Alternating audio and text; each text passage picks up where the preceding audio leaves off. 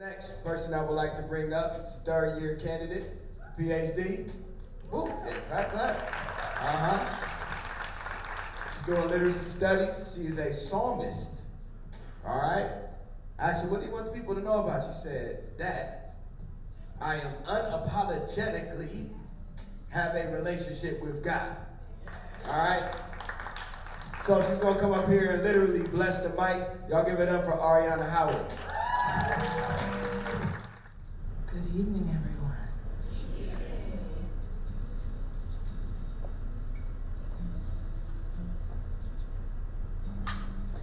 A few of you know pieces of my story. Some of you don't, and still more of you are meeting me for the first time tonight. I, like many young black women, didn't know my worth, my value. I thought I was healed, but I wasn't. That unconscious brokenness attracted the likes of a man who himself was a broken vessel. At the age of 22, I became involved with a man. For 6 long years, we fell in and out of lust. We planned our wedding, tried to have a baby, made plans for our life together. But there was a deep anger and hurt inside of him. And because he didn't possess the wherewithal to process that hurt and that anger, he used me as his beating stick, literally. It started with making suggestions to my clothing choices or asking me not to wear makeup when we went to the mall. You're so beautiful, baby. I don't want nobody to be looking at you all like that. This care and concern for maintaining my virtue eventually led to things like walking with my eyes downcast when we were in public together. Making eye contact with other men meant that I wanted to be with him. I lusted this man, and because I wanted him to know that he was the only one for me, I did exactly as he asked.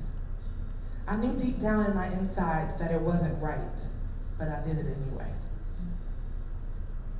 I was regularly inspected for evidence of being with other men. Any moment that I wasn't with him was a potential moment that I was with someone else. See, baby, my last girlfriend, she cheated on me. She cheated on me when I was at work, when I was out playing ball.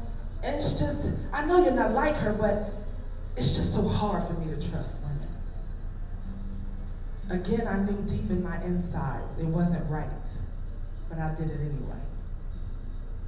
As the years passed, my health declined. I had trouble sleeping and began to have severe anxiety attacks. Doctors prescribed medication after medication, treating the symptoms but not the source of my ailment. But don't we pride ourselves on being superwomen, though, sisters? I got this. In the meantime, I obtained my master's degree, got a teaching job, and even took custody of my sister's children for 6 months. By the time my first day as a new teacher was upon me, my anxiety attacks had become a way of life. Living with and loving an abusive man had also become a way of life. I chalked up my anxiety attacks to the uncertainty of being a new teacher. Once I get used to the hang of it, the anxiety attacks will go away. But by the start of my second year, I wasn't a new teacher anymore, and the anxiety attacks increased. Allow me for just a moment to take you into the world of what an anxiety attack is like. Imagine you're intensely focused on writing a final paper in the Thompson Library. It's late outside, the sky is dark. Inside, the room is quiet. You have on your earbuds and you jam into your favorite playlist. Quietly, your best friend tips from behind a bookcase and boom, scares you. Or wait, let me give you another one. You know how you're on a roller coaster cranking to the top of that hill in that moment, just before it drops, you're cleansing every muscle in your body thinking, you know that feeling? That fight or flight reflex? Your heart is racing, your breathing is quickened, your palms may even be a little sweaty. Now take that moment and stretch it for hours on end. Imagine it coming out of nowhere. You're lying in bed and suddenly an anxiety attack comes upon you. It got to the point where I didn't even want to go to sleep at night because I knew in the morning when I opened my eyes, an anxiety attack would be waiting for me in the morning. I had to call my mother every day just to pray me out of the bed.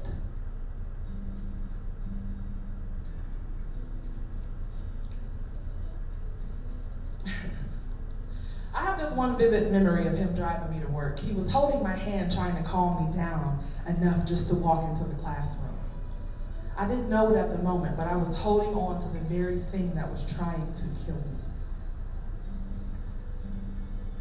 As with all abusive relationships, things got worse. One Sunday morning in 2012, it all came to a head. We were arguing yet again over the fact that I wasn't doing what he asked me to do. I was so sick and tired of being sick and tired. This time, I'm going to stand up to him.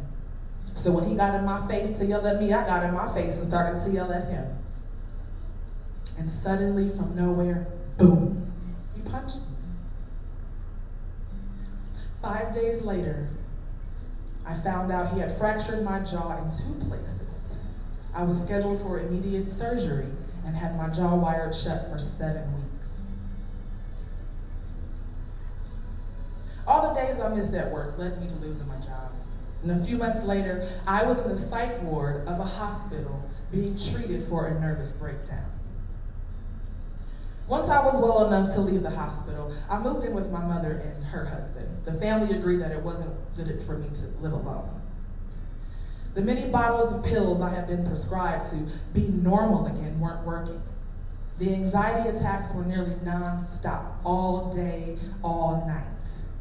Can you imagine? I was completely exhausted.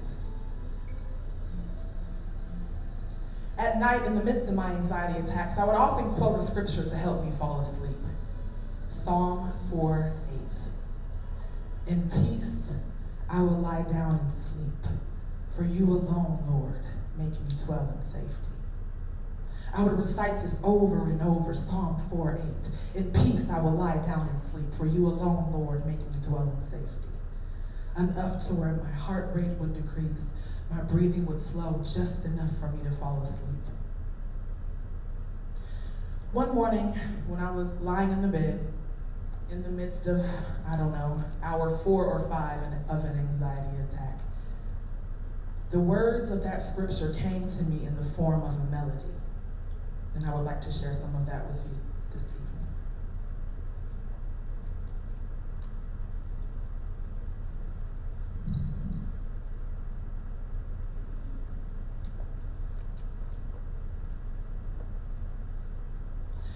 The day is done, time to go to sleep.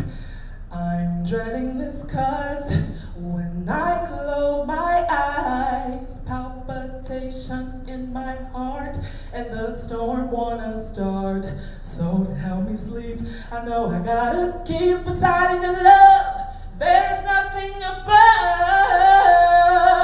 So I'm gonna say, I will lie down and sleep in peace. I will lie down and sleep in peace. I will lie down and sleep in peace.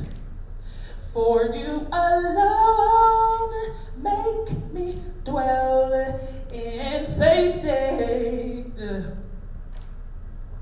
When the night comes, when the dark falls, I won't fear, no, for you are with me.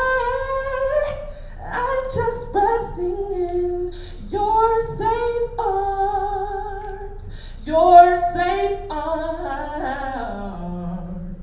So tonight when you go home and you're lying in bed stressing about that final paper you gotta write that you ain't even started yet, just sing, I will lie down and sleep in peace.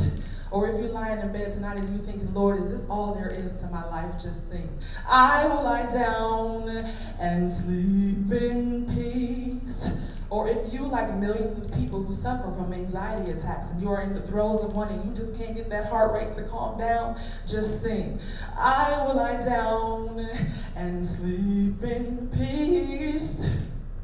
For you alone make me dwell in safety, in safety.